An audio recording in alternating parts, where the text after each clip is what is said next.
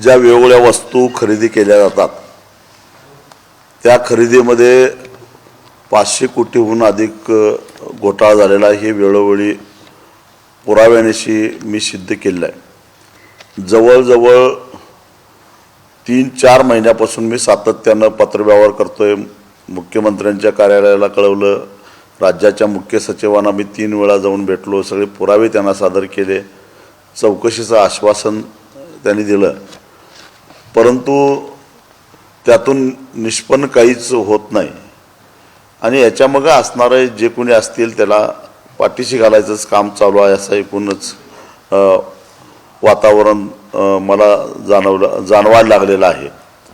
गेल्या आठवड्यामध्ये 9 आणि 10 जूनला मी 2 दिवस मुंबईमध्ये ठाण मांडून बसलेलो होतो आणि मुख्यमंत्र्यांना मी वेळ मागितलेली होती की माझ्याकडे जे काही पुरावे आहेत ते पुरावे बघा आणि ह्या खरेदीमध्ये जो मोठ्या प्रमाणामध्ये भ्रष्टाचार झालेला आहे, घोटाळा झालेला आहे, त्याच्या संदर्भामध्ये कारवाई व्हायला पाहिजे।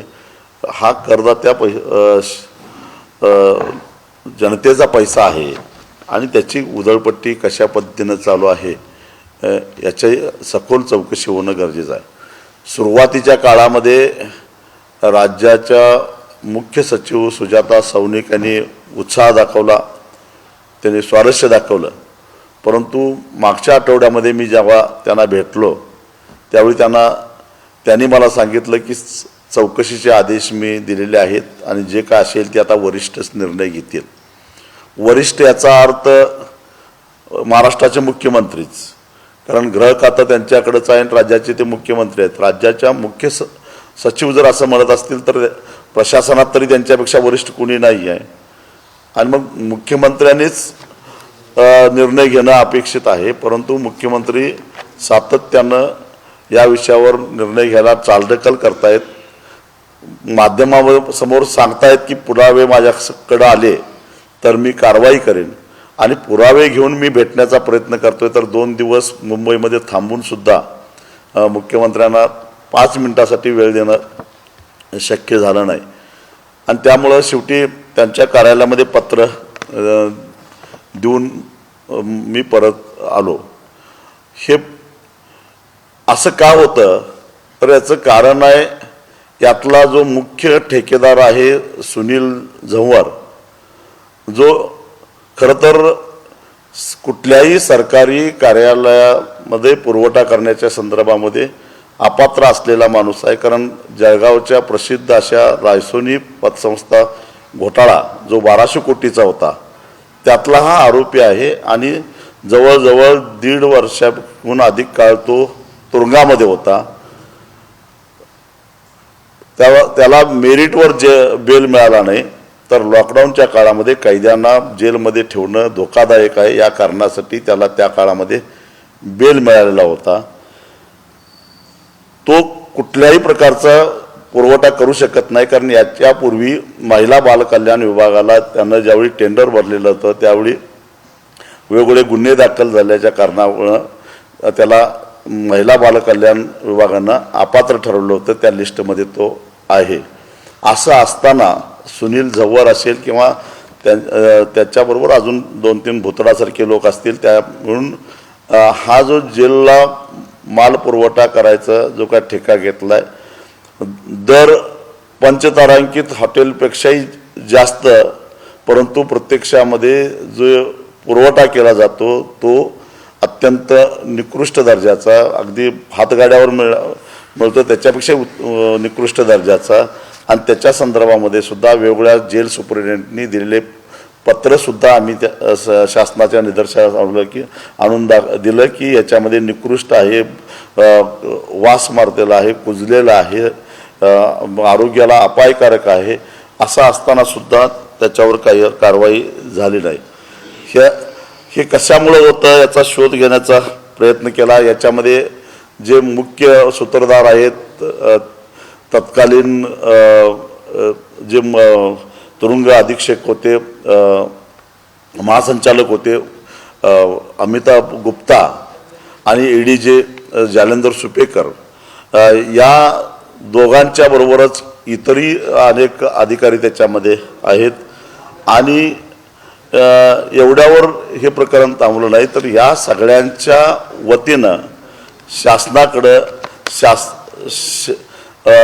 सरकारमधील असणाऱ्या उच्च पदस्थांशी ज्याची सलगी आहे असा तेजस मोरे नावाचा एक ग्रस्त आहे. त्याचा फोटो जालंधर सुपेकरांनी ते या दुसरा जो ग्रस्त दिसतोय तो तेजस मोरे आहे. हा तेजस मोरे सुद्धा कुणी सामान्य माणूस नाही आहे. तर एका बँकेला फसवलं म्हणून पिंपरी पोलीस स्टेशननं त्याला अटक केलेली होती. मग बराच काळ तो जेलमध्ये होता आणि कोर्टानं त्याला पासपोर्ट तपास अधिकाऱ्याकडे जमा करण्याच्या अटीवर पुणे शहर कोर्टाच्या परवानगीशिवाय सोडायचं नाही या अटीवर त्याला जामीन दिलेला होता.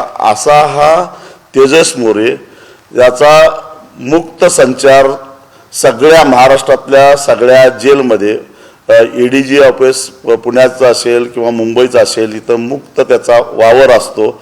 आणि मी जे आरोप करतोय ते जर खोटा असतील तर जेल प्रशासनानं त्यांच्या कार्यालयाचे टीव्हीचे फुटेज प्रसारित करावेत आणि त्याच्यामध्ये हा तेजस मोरे जेलच्या कार्यालयामध्ये काय काम आहे याचं, हा आता पूर्वीचा आरोपी असला तरी आता हा जेलमध्ये नाही आहे, पॅरोलवर सुटलेला नाही आहे, हा कुठल्या संविधानिक पदावर नाही आहे आणि हा ठेकेदारही नाही आहे. मग हा प्रत्येक जेलमध्ये जाऊन हा तेजस मोरे काय करतोय. आणि नुसतंच हा तेजस मोरे जेलमध्ये जात नसतो तर मंत्रालयामध्ये सुद्धा या माणसाचा मुक्त संचार आहे. मी 9-10 तारखेला जेव्हा मुंबईमध्ये मंत्रालयात होतो, मुख्यमंत्र्यांच्या निमंत्रणाची वाट बघत मंत्रालयात ठाण मांडून बसलो होतो, त्यावेळी या तेजस मोरेला मंत्रालयामध्ये अनेक वेळा आलेलं मी बघितलेलं आहे. खरं तर आता सरकारनं मंत्रालयामध्ये सर्वसामान्य लोकांना प्रवेश करणं अतिशय अवघड झालेलं आहे. कारण एकतर पास पाहिजे नाही तर आणि त्याच्यानंतर सुद्धा त्याचा कॅमेरामध्ये फोटो काढला जातो आणि तरच प्रवेश दिला जातो. अगदी आमदार खासदारांच्या गाड्या सुद्धा तपासल्याशिवाय पोलीस मंत्रालयामध्ये गाड्या येऊन देत नाहीत. मी चालत मंत्रालयामध्ये जात असताना माझ्याबरोबर 2 विद्यार्थी होते. त्यांनी विनंती केली की आम्हाला शिक्षण विभागामध्ये काही अधिकाऱ्यांना भेटायचं आहे, आम्हाला आत घेऊन चला म्हटल्यानंतर मी त्या 2 विद्यार्थ्यांची नावं गेटवर नोंदवून त्यांना बरोबर घेऊन जात असताना अचानक एक काळी गाडी आली. त्या काळ्या गाडीतून म्हणजे आमदार खासदारांच्या गाड्यासुद्धा पोलीस तपासतात, पण या गाडीला कुणीही अडवलं नाही, तपासलं नाही आणि थेट ती गाडी आत गेली. आणि जिथं ज्या दिवशी कॅबिनेट असते त्या दिवशी मंत्र्यांच्या आणि अधिकाऱ्यांच्या गाड्याशिवाय कुठलीही गाडी पोलीस मंत्रालयाच्या पार्किंग लॉटला पार्क करून देत नाही. तिथं दिमाखामध्ये ती गाडी पार्क झाली आणि त्यातून हा जो माणूस उतरला तो दुसरा तिसरा कोण नव्हता तर तो तेजस मोरे होता. मग मगाशीच मी सांगितलं की हा कुठल्याही संविधानिक पदावर नाही आहे, तो कुठला ठेकेदार नाही आहे, त्याला मंत्रालयामध्ये येण्याचा पास नाही आहे, तरी सुद्धा बिनदिक्कतपणे तो कसल्याही अडथळ्याशिवाय तो मंत्रालयामध्ये येत असतो. त्याच्यानंतर तुम्हाला मी काही फोटो दाखवणार आहेत. ते फोटो म्हणजे हा एक फोटो आहे, तो त्या दिवशीच मला वाटतं की 9 तारखेला मंत्रालयामध्ये जो मध्ये मोकळा पॅसेज आहे त्या पॅसेजमध्ये कारागृह प्रशासनानं कायद्याने उत्पादित केलेलं जो काही वेगवेगळे उत्पादन आहेत त्याचं प्रदर्शन मांडलेलं होतं आणि त्याचं उद्घाटन स्वतः मुख्यमंत्री करणार होते आणि त्यासाठी मुख्यमंत्री त्या ठिकाणी आले. मुख्यमंत्री आलेले असताना मी गॅलरीतून हे सगळं बघत होतो. तर मुख्यमंत्री आलेला असताना मुख्यमंत्र्यांच्यावर उपमुख्यमंत्री किंवा कुठलाही मंत्री कुठलाही एकही आमदार नव्हता, पण हा तेजस मोरे मात्र मुख्यमंत्र्यांच्या बरोबर त्या उद्घाटनामध्ये दिसतोय. हा जो गोल केलेला आहे तो हा तेजस मोरे मुख्यमंत्र्यांच्या बरोबर तिथं हा हजर होता आणि मुख्यमंत्र्यांना अगदी अधिकारवाणीनं कुठं काय चाललंय हे प्रॉडक्ट कुठल्या जेलमधलं, हे सगळी माहिती मुख्यमंत्र्यांना पुरवत होता. मुख्यमंत्री निघून गेल्यानंतर सुद्धा जेलमधल्या जे वरिष्ठ अधिकारी आहेत कारागृहाचे, त्यांना घेऊन हा आढावा बैठक घेतल्यासारखं या ठिकाणी बसलेलं म्हटलं. हा तेजस मोरे हे सगळे ठेके निश्चित करण्याचं काम करतो. या तेजस मोरेबद्दल अनेक तक्रारी झाल्या, परंतु त्याच्याबद्दल काही कारवाई होत नाही. तर माझ्याकडे व्हिडिओ शूटिंग सुद्धा आहे, त्याच्यामध्ये मुख्यमंत्र्याची आणि त्याची सलगी त्या ठिकाणी त्या एकूण कार्यक्रमामध्ये दिसते. मुद्दा हा आहे की एवढ्या मोठ्या प्रमाणामध्ये आरोप होत असताना, एवढं मोठं घोटाळा झालेला असताना सुद्धा अशा प्रकारचे हे मध्यस्थ. मला आश्चर्य या गोष्टीचं वाटतं की मुख्यमंत्र्यांना जेलमध्ये जाऊन परत आलेले जेल रिटर्न लोकच कसे काय आवडतात. कारण सुनील जव्हार जेलमधनं परत आलेला आहे आणि तो जेलचा सगळा पुरवठा करणारा ठेकेदार आहे. ते सगळं महाराष्ट्रातल्या सगळ्या जेलला पुरवठा करण्याचं नियंत्रण करणारा जो काही हा तेजस मोरे आहे, तोही जेलमधनं रिटर्न आहे. म्हणजे जेलमध्ये गेल्यानंतर मुख्यमंत्र्यांना ह्याची जबाबदारी नाकारता येणार नाही. कारण महाविकास आघाडीचा 2.5 वर्षाचा कालावधी वगळता गेल्या 8 वर्षापासून, म्हणजे मागच्या 10 वर्षापासून, त्यातलेच 2.5 वर्ष सोडली तरी गृह खातं हे त्यांच्याकडेच आहे. आणि त्यामुळं मला त्याच्यामध्ये काय चाललंय माहीत नाही, मी माहिती घेतो असं मुख्यमंत्र्यांनी म्हणायचं काय कारण नाही. त्याचाच अर्थ या सगळ्या लोकांना, हे घोटाळे करणारे जे लोक आहेत, त्या लोकांना मुख्यमंत्र्यांचं संरक्षण आहे आणि मुख्यमंत्री स्वतःच ती चौकशी होऊन देत नाहीत. आणि त्यामुळेच यातून सत्य बाहेर पडत नाही. कारण अनेक अधिकारी दबक्या आवाजात असे बोलतात की हे सगळं बरोबर आहे, हे चौकशी व्हायला पाहिजे, परंतु वरिष्ठांच्या पुढं आमचं काही चालत नाही. आणि मग एका बाजूला मुख्यमंत्री म्हणतात की मंत्रिमंडळातला माझा सहकारी असला तरी सुद्धा त्याला मी तुरुंगात टाकेन, मी कुणाचीही गय करणार नाही. दुसऱ्या बाजूला जेलमधनं सुटून आलेलेच लोक जर का मुख्यमंत्र्यांचे हस्तक म्हणून अशा प्रकारचे जर का घोटाळे करत असतील आणि मुख्यमंत्री त्याच्यावर जर का मुख घेऊन गप्प बसत असतील, तर देवेंद्र फडणवीस साहेब तुम्हाला आता या प्रश्नाची उत्तरं द्यावीच लागेल, असं माझं ठाम मत आहे.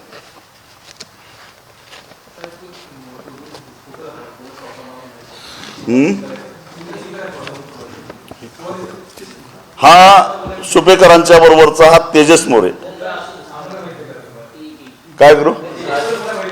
हा हे आहेत सुपेकर आणि हा आहे तेजस मोरे. आणि हा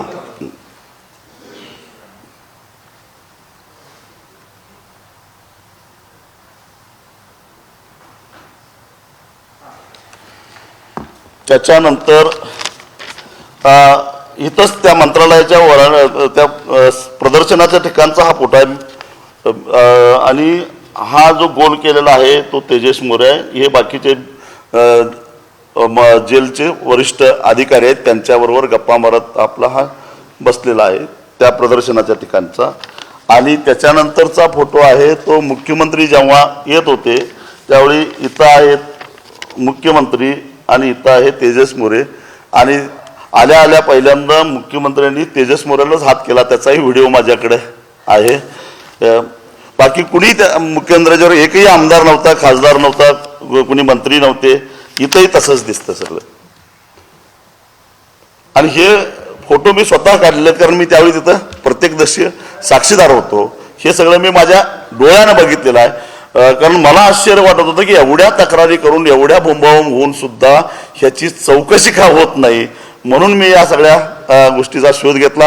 आता जेलमध्ये काय सध्या चालतं याचा अजून एक प्रत्यक्षदर्शी पुरावा मी तुमच्या समोर सांगतो. कोल्हापुरातलंच बिंदू चौकतलं जे सब जेल आहे त्या ठिकाणी गेल्या आठवड्यामध्ये आमच्या शिरोळ तालुक्यातल्या शिर्टी गावातल्या काही पोरांच्यामध्ये आपसात काही वाद झाला होता, म्हणून त्यांना 4-5 दिवसाची मॅजेस्टिक कस्टडी मिळालेली होती. हा आहे, काय नाव आहे तुझं?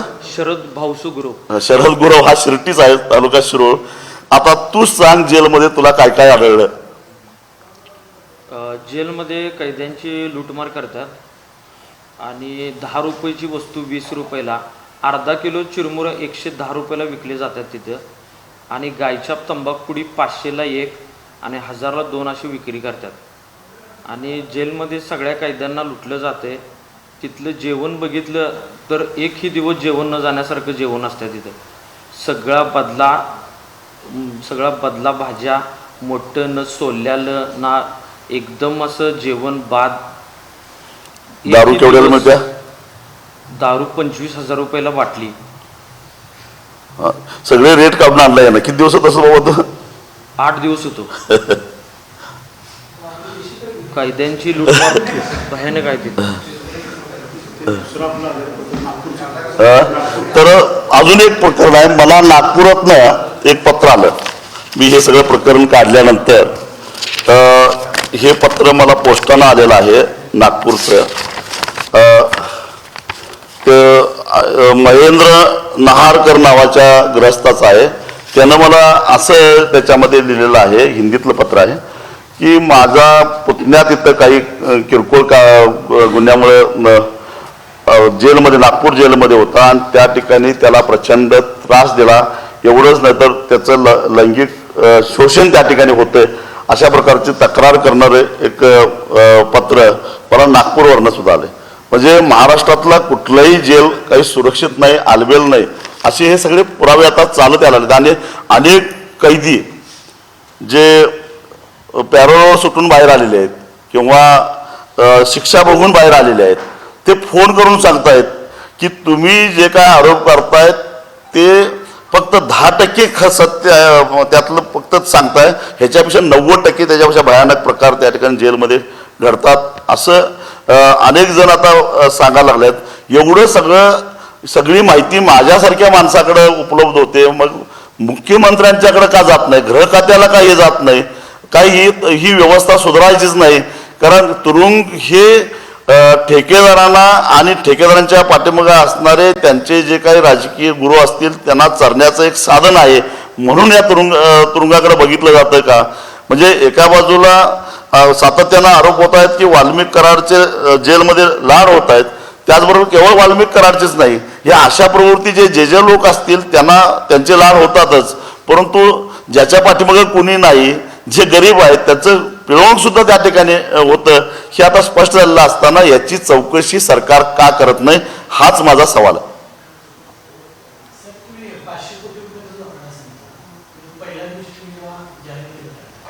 हो, अजून वाढतं, कारण हा 1 वर्षातला गाळा. जर हे खोदत गेलं तर याच्यातनं बरंचसं निघणार आहे. 1 वर्षामध्ये एवढा जर का घोटाळा निघत असेल तर याच्या आधी किती झालेलं असेल, आणि हे सगळं खोदून काढणं गरजेचं आहे.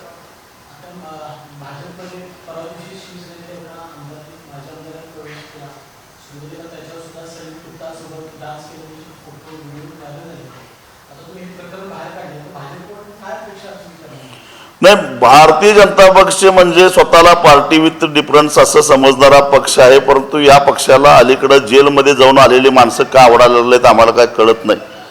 त्यांनी एकदा स्पष्ट करावं, कारण विधिमंडळाचं कामकाज बघत असताना सलीम कुत्ताबरोबर डान्स करणाऱ्या सुधाकर बडगुजर यांच्याबद्दल इतकं सारं काही भारतीय जनता पक्षाच्या नेत्यांनी विधिमंडळामध्ये मांडलेलं होतं.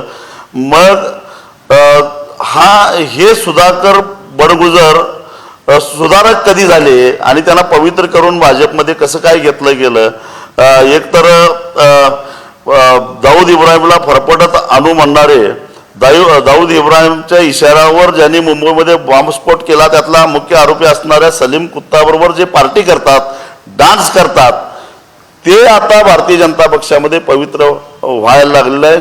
मला एक कळत नाही की हा सुनील जव्हार जेलमध्ये दीर्घ काळ राहतो, बाहेर आल्यानंतर सरकारच्या आशीर्वादानं जेलचे ठेके घ्यायला लागतो, बँक घोटाळा करतो, आणि हा तेजस मोरे मुख्यमंत्र्याच्या अगदी जवळ आजूबाजूला फिरकायला लागतो. त्याला कुठलीही सुरक्षा यंत्रणा अडवू शकत नाही किंवा त्याला साधं ओळखपत्र सुद्धा विचारू शकत नाही. त्याच्यानंतर सुधाकर बडगुजर सारखा जेलमध्ये जायच्या पात्रतेत असणारा माणूस किंवा जो गुन्हेगारांच्या बरोबर पार्ट्या करतो त्याच्यावर आरोप इतके झालेले होते, स्वतः मुख्यमंत्र्यांनी सुद्धा आरोप केलेले होते ते ज्यावेळी विरोधी पक्षामध्ये होते त्यावेळी. आणि मग त्या सुधाकर बडगुजरांचा जेव्हा प्रवेश झाला त्यावेळी भाजपच्या महाराष्ट्राचे प्रदेशाध्यक्ष बावनकुळे साहेब म्हणाले की मला काही त्यातली माहिती नाही, कार्याध्यक्ष रवींद्र चव्हाण म्हणाले मला काही माहिती नाही. मग ही माहिती कुणाला होती? आणि अचानक बडगुजरांचा मग एकतर पक्षाचे प्रदेशाध्यक्ष कार्याध्यक्ष यांना माहीत नाही म्हटल्यानंतर मुख्यमंत्र्याशिवाय कोणालाच माहिती असणं शक्य नाही. मग याच्यावर मुख्यमंत्र्यांनीच प्रकाश टाकला पाहिजे. आणि मग हे नेमकं चाललंय काय?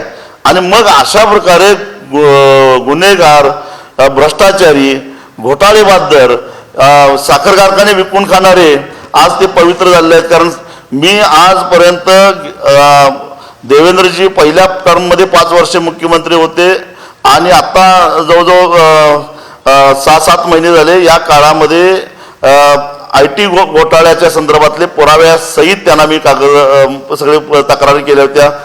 त्याची चौकशी झाली नाही कारण IT घोटाळ्यामध्ये असणारे सुद्धा त्यांचे निकटवर्तीयच होते. त्याच्यानंतर मुन्ना यादव नावाचा एक गुन्हेगार, त्याचं एक नाव सांगायचं राहिलं, हा नागपूरमधला नामचीन गुंड. पण पहिल्या टर्ममध्ये देवेंद्रजी जेव्हा मुख्यमंत्री होते त्यावेळी या मुन्ना यादवला मुख्यमंत्र्यांनी बांधकाम कामगार मंडळाचा अध्यक्ष केलेला होता. आता या बांधकाम कामगार मंडळाचं जो काय हजारो कोटी रुपयाची जे काय निधी आहे तो खरं तर सर्वसामान्य माणसाचा आहे. कारण आपण टाउन प्लॅनिंगला एखादा परवाना घ्यायला गेलो तर त्याला पहिल्यांदा बांधकाम कामगारांच्यासाठी टॅक्स भरावा लागतो, त्यावेळी कुठं आपल्याला तो परवाना मिळतो. म्हणजे बांधकाम कामगार मंडळाकडे असणारा पैसा हा सर्वसामान्य जनतेकडून वसूल केलेला पैसा आहे. आणि त्या बांधकाम कामगारांच्या नावाखाली आज जे बांधकाम कामगार नाहीत अशांची नोंदणी होते. त्याचबरोबर या बांधकाम कामगारांना जी सुरक्षा कवच म्हणून काही किट दिलं जातं, त्या किटमध्ये मोठ्या प्रमाणामध्ये घोटाळा झालेला आहे. हे सुद्धा मी पुराव्यानिशी त्या काळामध्ये मुख्यमंत्र्यांना 2-3 वेळा भेटून म्हणजे पहिल्या टर्ममध्ये दिलेलं होतं. त्याची चौकशी करावंच त्यांना वाटलं नाही कारण अध्यक्ष मुन्ना यादव होता. आणि आता त्याच्यानंतर साखर कारखाना घोटाळ्याच्या सगळ्या पहिली खरं तर किरीट सोमय्याकडे जे काय मटेरियल होतं ते मी ईडीकडे दिलेल्या तक्रारीचंच त्यांनी सगळं काढलेलं होतं. पण त्या पुराव्याचा वापर सुद्धा साखर कारखानदारांना ब्लॅकमेल करण्यासाठी केला गेला, त्यांना शिक्षा करण्यासाठी किंवा त्यांच्यावर कारवाई करण्यासाठी त्या पुराव्याचा कधी उपयोग केला गेला नाही. आणि आता जेलमधनं होणारे जे काही घोटाळे आहेत त्याच्या संदर्भात सुद्धा सातत्यानं माहिती देऊन सुद्धा पुरावे देऊन सुद्धा कारवाई होत नसेल तर मग हे कसलं आहे आलं पार्टी विथ डिफरन्स.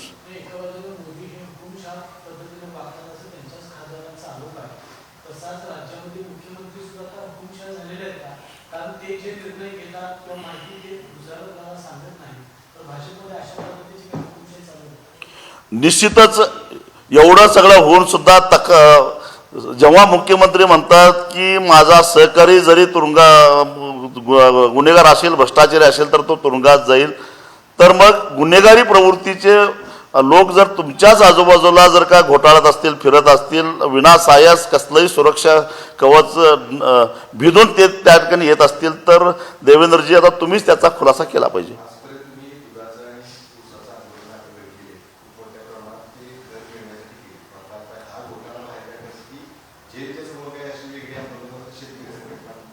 मी वाट बघतोय अजून. आणि आता विशेषतः मी जे काही माहिती गोळा केलेली आहे ती माहिती माझे जे काही गेल्या 20-25 वर्षामध्ये अनेक विधिमंडळातले सहकारी आता तिथं काम करतात त्यांच्याकडे मी पुरवणार आहे. विधिमंडळामध्ये कशा प्रकारे चर्चा होते त्याच्यावर सरकार काय उत्तर देते हे मी बघणार आहे. आणि या उपरी जर काय सरकार काय करणार नसेल तर कदाचित ते करावं लागेल. कारण जेलमध्ये केवळ गुन्हेगारच असतात अशातला वागणे. अनेक वेळा आता हा पोरगा आहे त्यातलाच आहे, खोट्या गुन्ह्यातच त्याला मारामारीमध्ये 5-8 दिवस मॅजेस्टिक कस्टडी मिळालेली होती. तर अशा अनेक लोक असतात खेड्यापाड्यातले ज्यांच्या पाठीमागे वशिला नसतो किंवा ज्यांनी पोलिसाला पैसे दिलेले नाहीत म्हणून त्यांना खोटे गुन्हे दाखल करून त्यांना तुरुंगात टाकलेलं असतं किंवा त्यांना कुणी जामीनदार मिळत नाही, गरिबांची पोरं असतात.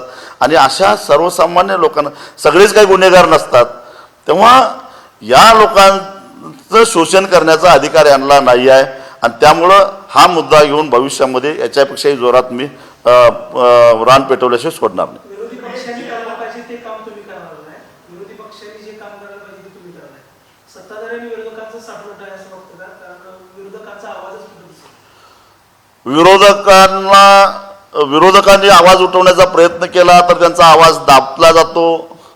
मला माहीत नाही त्यांची काय अडचण आहे, परंतु ही वस्तुस्थिती आहे. परंतु स्वाभिमानी शेतकरी संघटनेची ख्याती अशी आहे की आम्ही एकदा एखादा प्रश्न हातात घेतला की कडेला नेल्याशिवाय सोडत नाही आणि त्या पद्धतीनं आम्ही सोडणार नाही.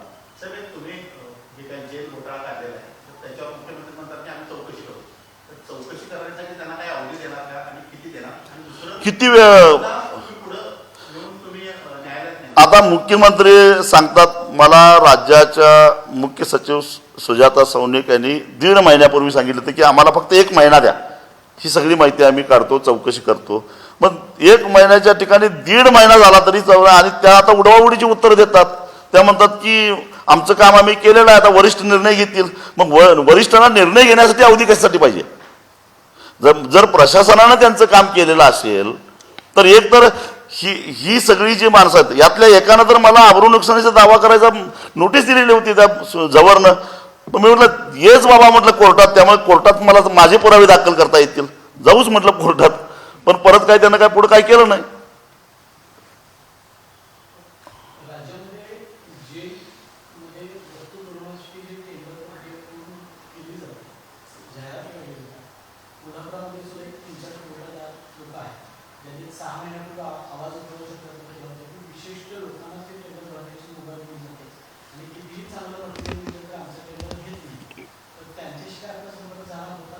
त्यातल्या काही लोकांनी माझ्याशी संपर्क साधलेला होता. हे अमिताभ गुप्तांचंच हे पहिल्यांदा डोकं. त्यांनी काय केलं की जेलमध्ये ज्या वस्तू लागतात त्या पूर्वी विभागीय पातळीवर वेगवेगळे पुरवठा करायचे. यांनी काय केलं, याला सेंट्रलाइज पद्धतीनं हे करायचं आणि मार्केटिंग फेडरेशनच्या रेटचा आधार घेऊन त्याचे दर निश्चित करायचं. आता मार्केटिंग फेडरेशनचे दर निश्चित हे एक मोठंच प्रकरण आहे. त्याच्यामध्ये कृत्रिम रीतीनं जास्ती दर दाखवले जातात मार्केटिंग फेडरेशनकडून आणि त्याचा आधार घेऊन ह्या ठेकेदारांच्या बरोबर जी वस्तू 10 रुपयाला असते ती 25 रुपयाला खरेदी करण्याचे असे प्रकार झाले. त्याचेही पुरावे आमच्याकडे सगळे आहेत. अगदी वॉशिंग मशीनपासून ते हे जनरेटरपर्यंत अनेक म्हणजे कोटेशन आम्ही घेतलेले आहेत. त्याच ज्या कंपनीचं जेल प्रशासनानं खरेदी केलं त्याच कंपनीचे कोटेशन आम्ही घेतले आहेत, त्याचे पुरावे सुद्धा आमच्याकडे आहेत. यांनी काय केलं, सेंट्रलाइज पद्धतीनं म्हणजे दूध सगळ्या महाराष्ट्राला एकच ठेकेदार पुरवणार, भाजीपाला सगळ्या महाराष्ट्राला एकच ठेकेदार. मला सांगा की कोल्हापूरचाच ठेकेदार जर असेल तर तो चंद्रपुरातल्या जेलला कसा पुरवणार भाजीपाला? तिथंपर्यंत पोचायला किती वेळ लागेल? पूर्वी विभागीय त्या पातळीवरचे ठेकेदार पुरवत होते ते एकाच ठेकेदारला. आणि त्यांनी त्यासाठी काय केलं की ठेकेदाराचं कमीत कमी त्याचे नेटवर्क हे 40 कोटी असलं पाहिजे आणि उलाढाल 100 कोटी असली पाहिजे. आता छोट्या व्यापाऱ्यांचं नेटवर्क 40 कोटी कसं असणार? म्हणजे सगळ्यांना अपात्र करून टाकलं. इथल्या ज्या छोट्या पुरवठादारकांची जी तक्रार होती ती ही होती की आम्हाला अपात्र अशा पद्धतीने केलं गेलं की आम्ही वर्षानुवर्षे स्पर्धेत उतरून आम्ही माल पुरवठा करत होतो, परंतु आम्हाला यातून बाजूला काढण्यासाठी आम्हाला नेटवर्कची अट लावली 40 कोटीची आणि उलाढाल दाखवायला सांगितली 100 कोटी. मग 100 कोटी बरं, ज्यांनी 100 कोटीचे टेंडर घेतलेत त्यांनी काय दिले? बाकी ब्लॅकलिस्टमधलेच आहेत ते. मग त्यांना कसं दिलं गेलं? आणि ह्याची सखोल चौकशी होणं गरजेचं आहे, ही आमची मागणी आहे. याचं कारण असं आहे की चिरीमिरी एकाकडनं घेत बसण्यापेक्षा एकट्याकडनंच चांगला गट्टा घेता येतो, हे त्याच्या गबाड घेता येईल. वसुलीला फार त्रास होतो त्यांना अलीकडं.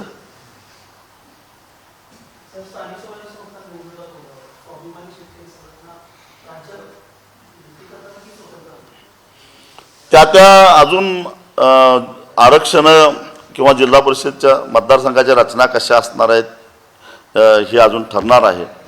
पण ती त्या परिस्थिती बघून जास्तीत जास्त स्वाभिमानीचे सच्चे कार्यकर्ते जिल्हा परिषदेच्या सभागृहात जातील, पंचायत समितीत जातील, यासाठी आमचा प्रयत्न राहील. सगळे चोर मावस भाऊ सगळे मिळून वाटून खाऊ अशी सध्या परिस्थिती आहे. त्यामुळे त्या परिस्थितीमध्ये आमचा बिल्लावाला निवडून येण्यासाठी काय करावं लागेल त्यासाठी आम्ही करू प्रयत्न. राज्य सरकारमध्ये एकतरी शेतकऱ्यांच्या दृष्टीनं, विद्यार्थ्यांच्या दृष्टीनं आणि सर्वसामान्यांच्या दृष्टीने निर्णय अपेक्षित आहे. आता हे निर्णय घेणारे अंधश्रद्धेमध्ये गुरफटलेले आहे. परवाच एक 2 व्हिडिओ व्हायरल झाले, तर तो एक व्हिडिओ असेल किंवा एकूणच नेत्यांचे जे व्हिडिओ व्हायरल होतात त्या संदर्भात नाही, प्रचंड म्हणजे खरं तर आपण मंगळावर जाण्याची भाषा करायला लागलेलो आहोत. चंद्रावर तरी आधीच केलेलं आहे. आणि अशा परिस्थितीमध्ये अंधश्रद्धेमध्ये गुरफटून अशा पद्धतीनं आपण विधिमंडळामध्ये करणी आणि जादूटोणा विधेयक मंजूर केलेलं आहे. त्यासाठी स्वतः नरेंद्र दाभोळकरांनी आपला बलिदान दिलेलं आहे. असं असताना या महाराष्ट्रामध्ये अशा प्रकारच्या अंधश्रद्धा पोचलं जाणं, मी कुणाच्या श्रद्धेबद्दल बोलत नाही. श्रद्धा जरूर असावीत. परमेश्वरावर श्रद्धा ठेवा, अल्लावर ठेवा, ईश्वरावर ठेवा, अजून कुणावर ठेवा. परंतु विज्ञानवादी दृष्टिकोन सोडून सुद्धा चालणार नाही. तुमचा विज्ञानवादी दृष्टिकोन ठेवून तुम्हाला काय श्रद्धा करायची आहेत, पूजा अर्चा करायला काय हरकत नाही.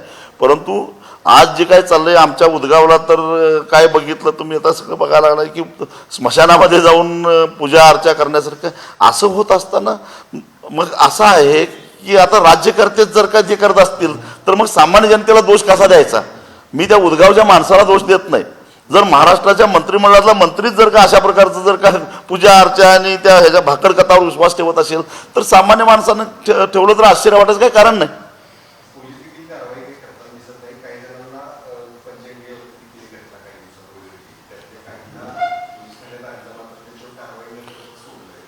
खरं जादूटोणा विरोधी कायदा अतिशय सुस्पष्ट आहे आणि त्या कायद्याच्या आधारानं कारवाई व्हायला पाहिजे.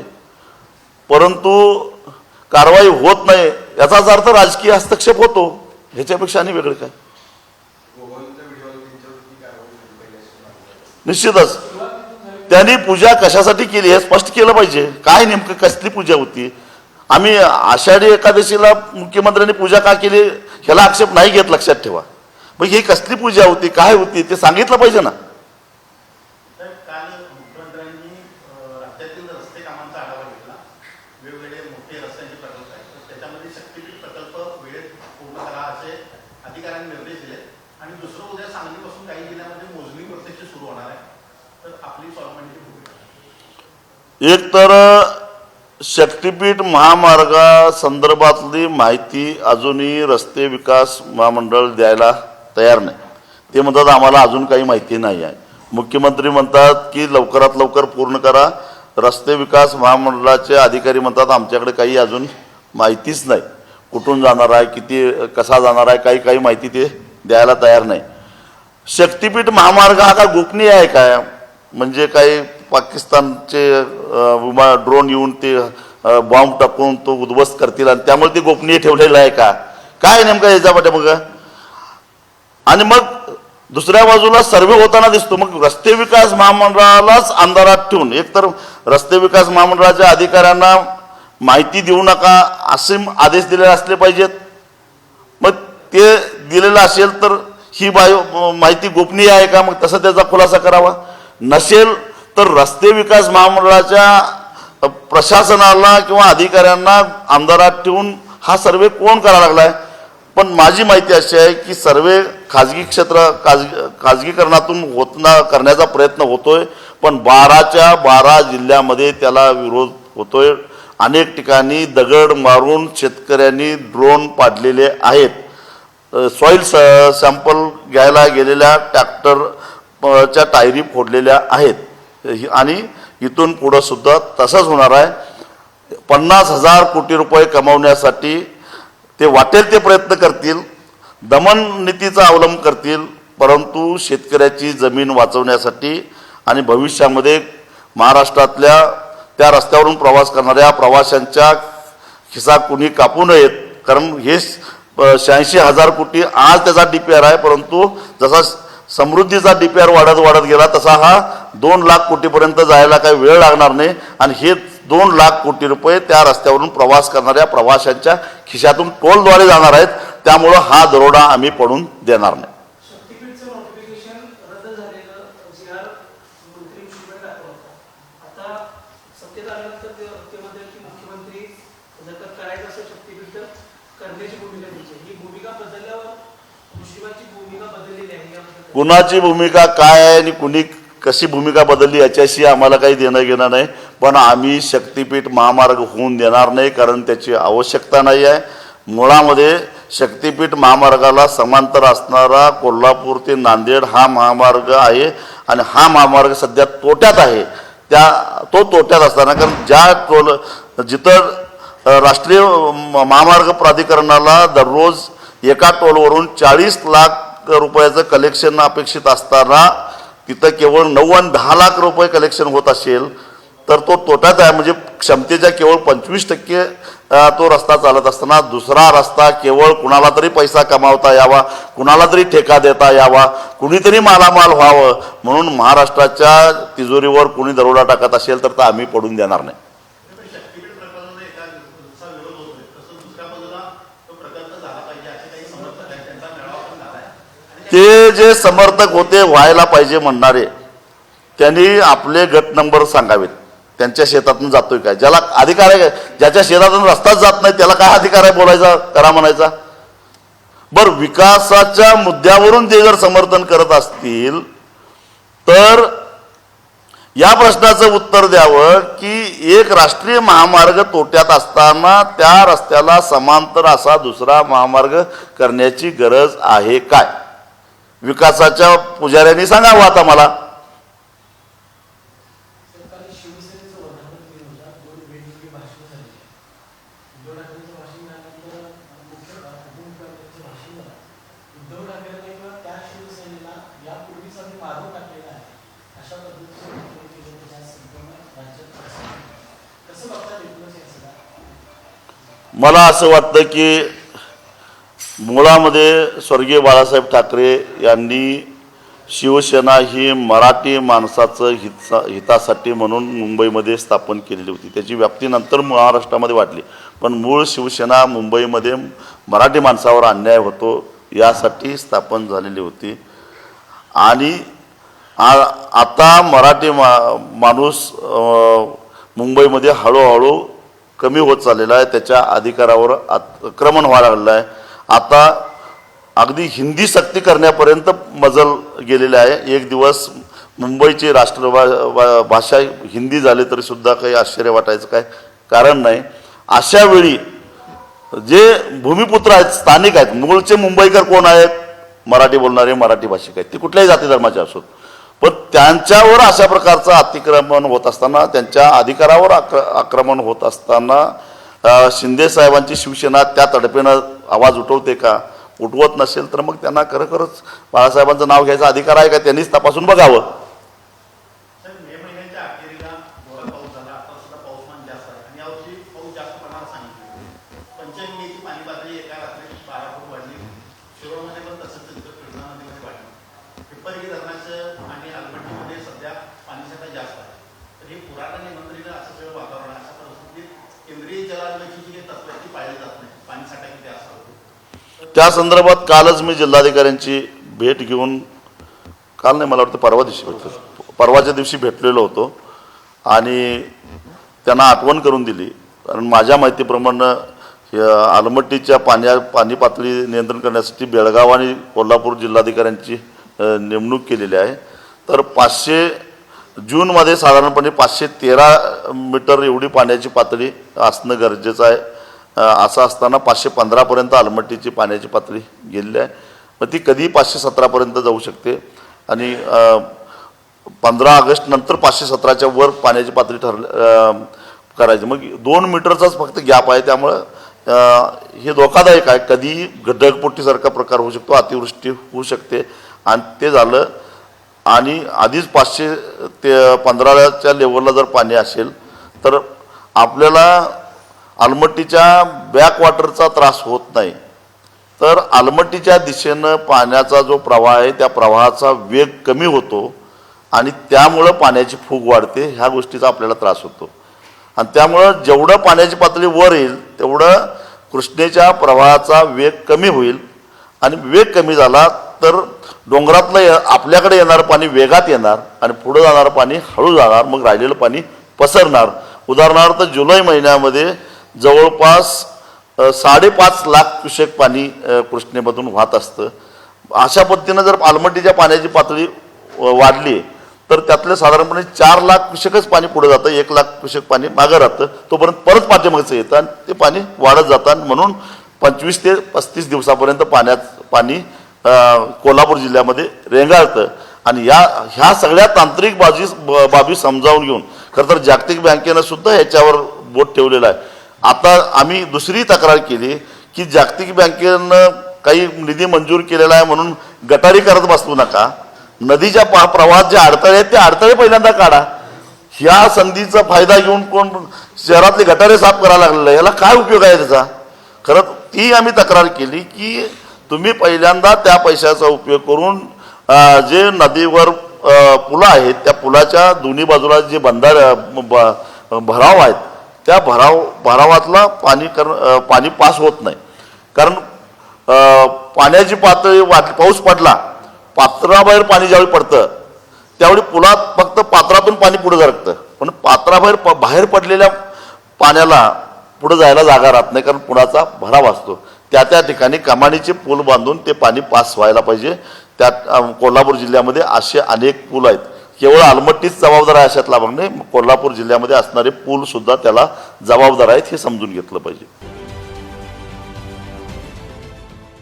देश विदेशातील प्रत्येक घडामोडींचे लाईव्ह अपडेट मिळवण्यासाठी आता साम टीव्हीच्या सर्व सोशल मीडिया प्लॅटफॉर्मला लाईक, फॉलो आणि सबस्क्राईब करा.